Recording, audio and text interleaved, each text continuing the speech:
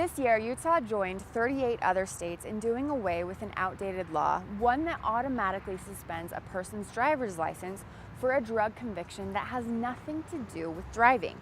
Before this law passed, over 8,000 drug offenders were having their licenses suspended in Utah each year for offenses that were not even related to driving. Say someone is using cannabis on their back porch. Their neighbors call the police and the person gets booked.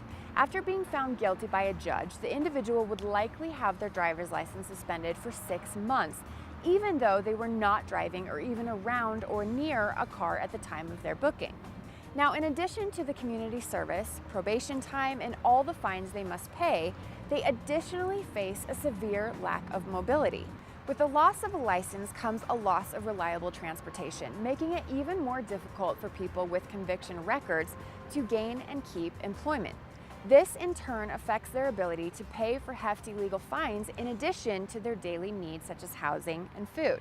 Limiting a person's economic potential in this way harms them personally, and it also perpetuates a cycle of state dependence. Now, it makes sense to suspend the driver's licenses of those who are guilty of crimes pertaining to driving, but it does not make sense to do it for a crime that is totally unrelated to operating a vehicle. Fortunately, the Utah legislature agreed. Earlier this year, based on a proposal by Libertas Institute, elected officials repealed this requirement, allowing people with drug offenses to retain their driver's license to get their life back on track. Now their retributions will align more closely with the crime committed, such as probation or mandatory drug testing.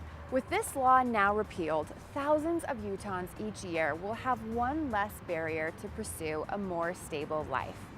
For Libertas Institute, I'm Michelle Aiden.